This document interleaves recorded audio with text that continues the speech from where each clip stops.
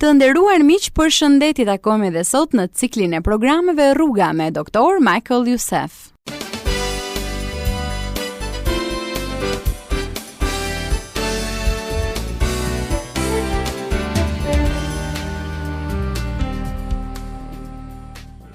Në qendër të programit ton për disa javë ka qenë seria Fryti i Frymës, mbështetur në letrën e apostullit Paul drejtuar Galatasve. Në kapitullin e 5 të saj, në vargjet 22 dhe 23 lexojmë: Por fryti i frymës është dashuria, gëzimi, paqja, durimi, mirdashja, mirësia, besimi, zemërbutësia, vetkontrolli. Kundër këtyre gjërave nuk ka ligj. Deri tani kemi dëgjuar për dashurinë, gëzimin, paqen si fryt i frymës dhe herën e kaluar filluam të flisnim për durimin. Doktor Youssef do të vazhdojë të na flasë edhe sot për durimin si fryt i frymës. Është shumë e rëndësishme të mos e ngatrojmë durimin si frytin e frymës me durimin e rem ose rezistencën e reme, sepse jemi përtac dhe nuk e kemi qejf punën. Si do të ndodh kjo?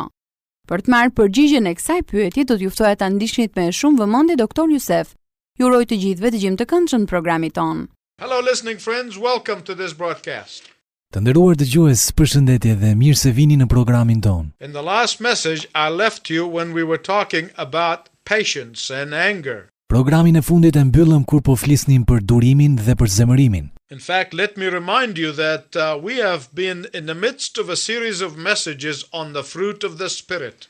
Në fakt, më lejoni t'ju kujtoj se ne jemi në mes të serisë së mesazheve për frytin e frymës. We have discussed love, joy and peace, and now we are talking about patience.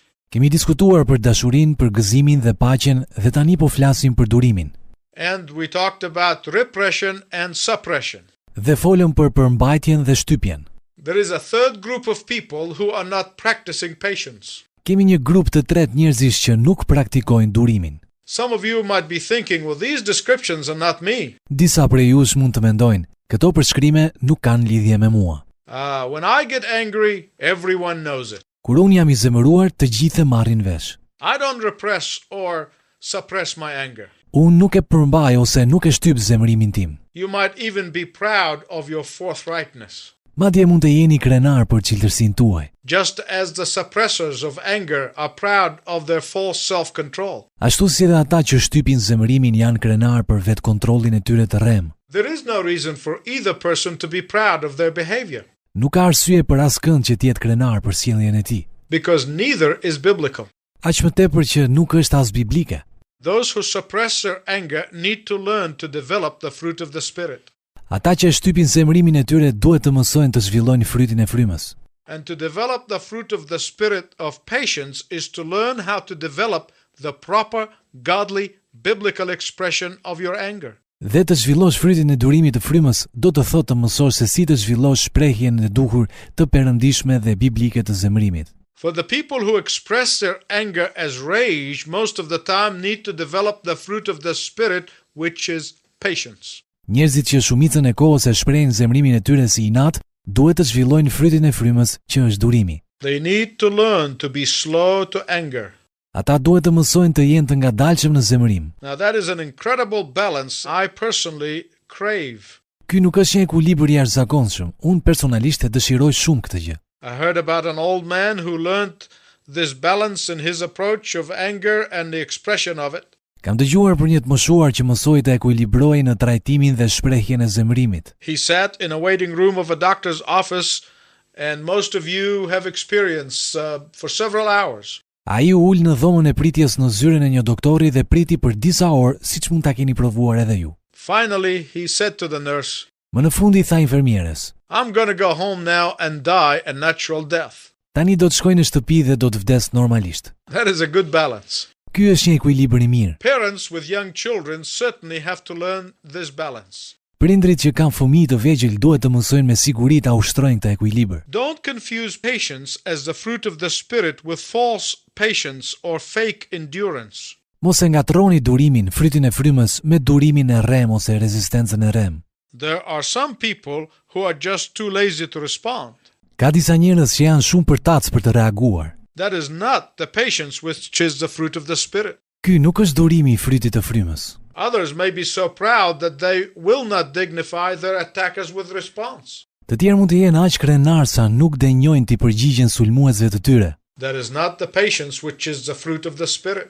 Ky nuk është durimi i frytit të frymës. And yet there are others who just insensitive to criticism. Megjithatë, ka dhe të tjerë që janë thjesht të pandjeshëm ndaj kritikave. That is not the patience which is the fruit of the Spirit. Ky nuk është durimi i frytit të frymës. All of these may come across as long suffering and patience, but in reality they are not. Të gjitha këto paraqiten si përvuajtje dhe durim, por në të vërtetë nuk është kështu. Listen to me please very carefully. Ju lutem më dëgjoni me vëmendje.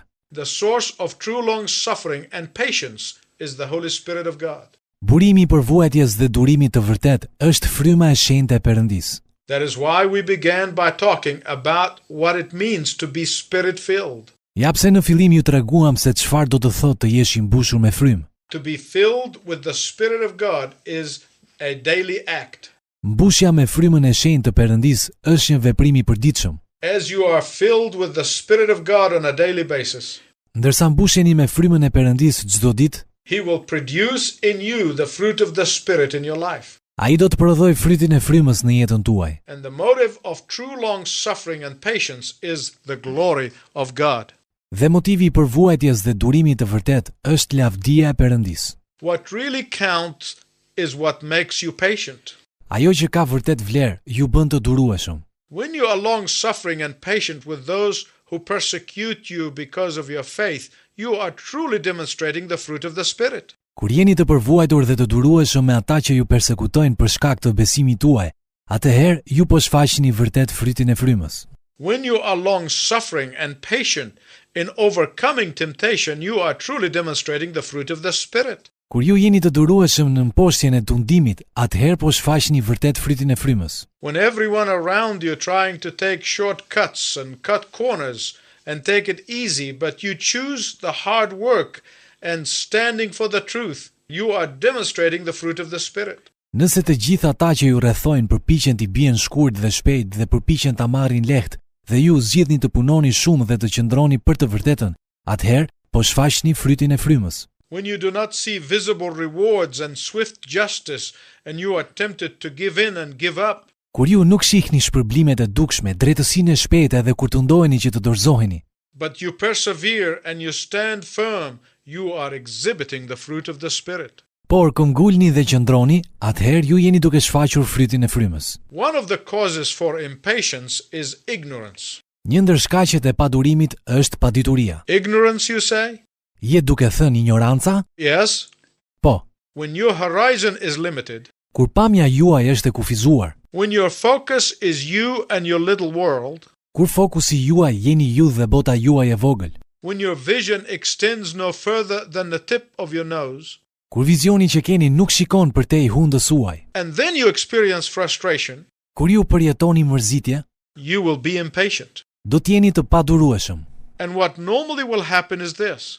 Dhe normalisht do të ndodh kjo. When you don't have and live with eternity in mind, Kur nuk keni dhe kur nuk jetoni me përjetësinë në mendjen tuaj. whenever you face tough times, you will become angry and enraged. Sa herë që të përballeni me kohë të vështira, ju do të zemëroheni dhe do t'inatoseni. When you cannot see God's big picture, Kur nuk shikoni pamjen e madhe të Perëndisë, every time you face minor crisis, fear and anger will be your normal reaction. sa herë që të përballeni me një krizë të vogël, frika dhe zemërimi do të jetë për ju reagimi natyrshëm. Small children are often impatient and demanding. Fëmijët e vegjël shpesh janë të padurueshëm dhe pyesin shumë. Why? Përse? Because they think that the world revolves around them. Për shkak se ata mendojnë se bota vërtitet rreth tyre. Because they are ignorant of the big picture. Për shkak se nuk kanë dijeni për pamjen e madhe. Because they are so self-focused. Për shkak se janë kaq shumë të fokusuar në veten e tyre. Children can't help it, they have an excuse. Fëmijët nuk mund të bëjnë diçka për këtë. Ata janë të justifikuar. But not us. Por ne jo. It is like the story about the father and the son who were driving 1,000 kilometers on a special fishing trip. Është historia që flet për babain dhe djalin që po udhëtonin mijëra kilometra me makinë për një udhëtim të veçantë peshkimi. And the son kept on asking, Dhe djali vazhdonte të pyeste. how many kilometers we've got left? Dhe sa kilometra na kanë mbetur? And the father would answer 800 kilometers. Dhe babai përgjigjej duke thënë 800 kilometra. The boy waits a little while and then he asks again, how many kilometers? Djali pret dhe pak dhe pyet sërish. Edhe sa kilometra? And the father would answer 600 kilometers. Dhe babai që përgjigjet 600 kilometra. And the boy waits a little longer and then he asks again.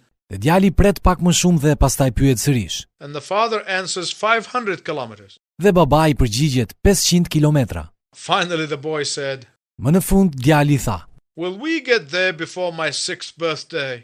a do të arrim atje para se të mbush 6 vjeç? Ignorance causes impatience. Ignoranca sjell padurimin. Conversely, faith, knowledge is vital ingredient for patience. Anasjelltas, njohja e besimit është një përbërës vital për durimin. This is not just head knowledge, but knowledge and understanding that permeates all of your life. Nuk bëhet fjalë thjesht për njohuri, por për njohurinë dhe kuptimin që depërton në të gjithë jetën tuaj. Christian patience is based upon the absolute unshakable belief that God is sovereign. Durimi i krishter bazohet në besimin absolut dhe të palëkundur se Perëndia është sundues.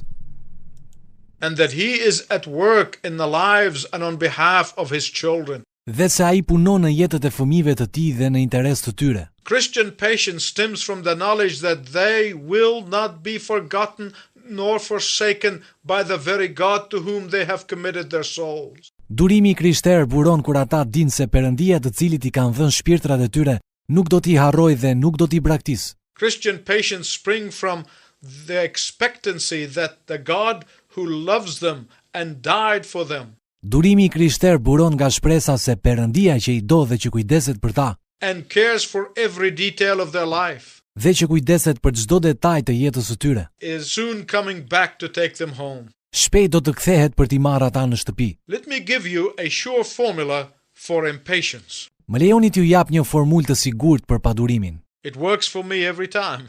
Për mua funksionon në çdo kohë. The more you forget your real home, the more you treat this world as if it is your real home. Sa më shumë të harroni shtëpinë tuaj të vërtet, aq më shumë do ta trajtoni këtë botë sikur të jetë shtëpia juaj e vërtet.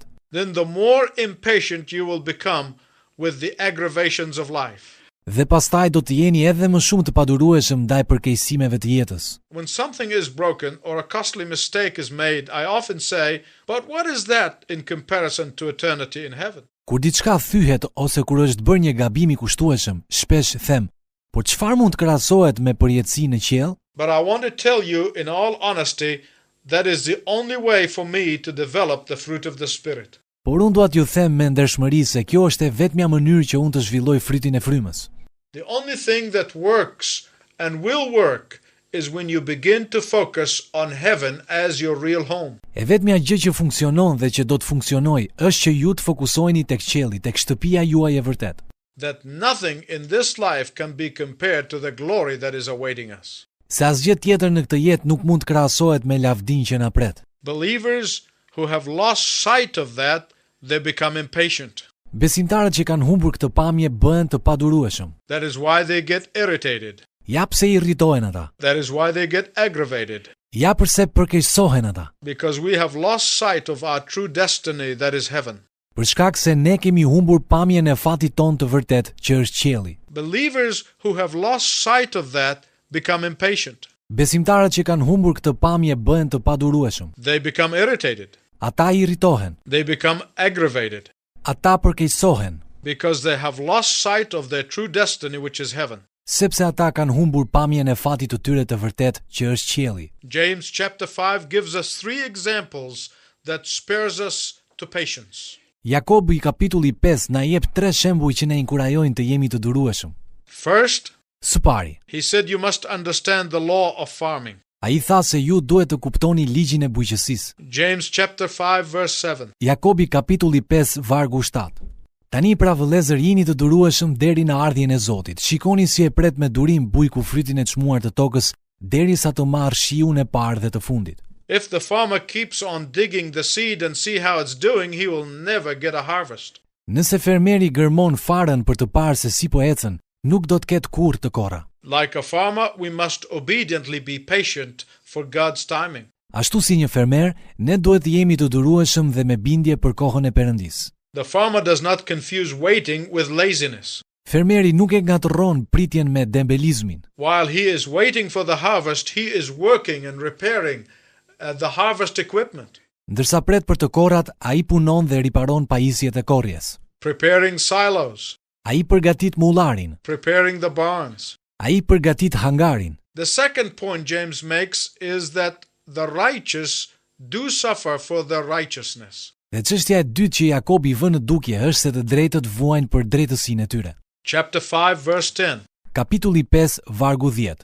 O vëllezër të mi, merrni si shembull vuajtje dhe durimi profetët që folën në emër të Zotit. There were not only martyrs in the first century, there are martyrs who are suffering today for the sake of Christ. Nuk ishte martir vetëm në shekullin e parë, por edhe sot ka martir që vuajnë për hir të Krishtit. A martyr suffers not because of evil doing, Një martir nuk vuan për shkak të veprave të këqija, but because the world system hates God and the truth and the followers of Jesus Christ.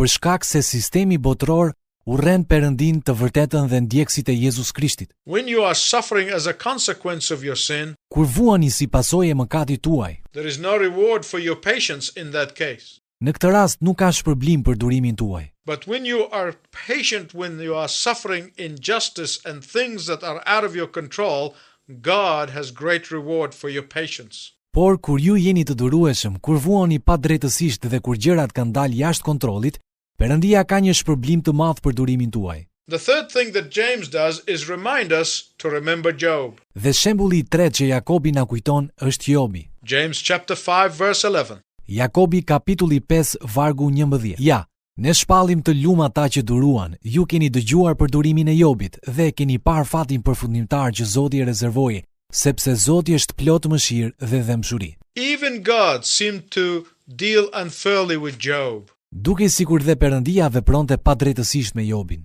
Although we know it was Satan who was at work. Edhe pse dim që ishte vepër e Satanit. But in fact, Job blamed God.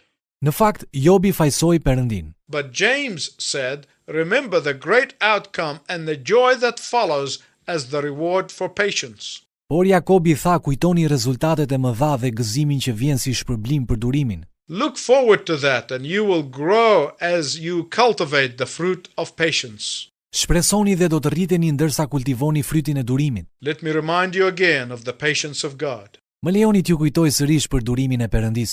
While God is patient, his patience will not remain forever. Ndonse Perëndia është i durueshëm, durimi i tij nuk do të zgjasë për jetë. One day Jesus is coming back to judge the earth. Një ditë Jezusi do të kthehet sërish për të gjykuar tokën. Where will you be?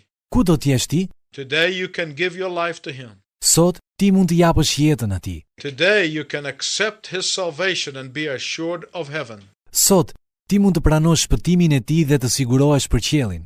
Will you do that even now? A do ta bësh këtë tani? Until we meet again, I wish you God's richest blessing. Deri në emisionin ton të ardhshëm, Zoti ju bekoft.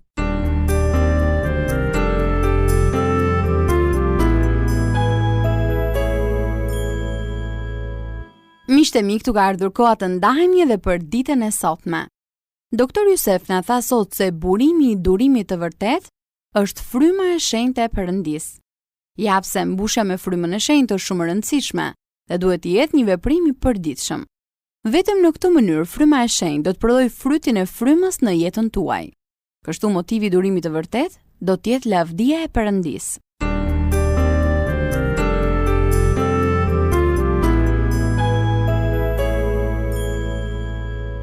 Në programin ton të erësarshëm, Doktor Jusef do të ndalet në një tjetër fryt të frymës, mirëdashjen.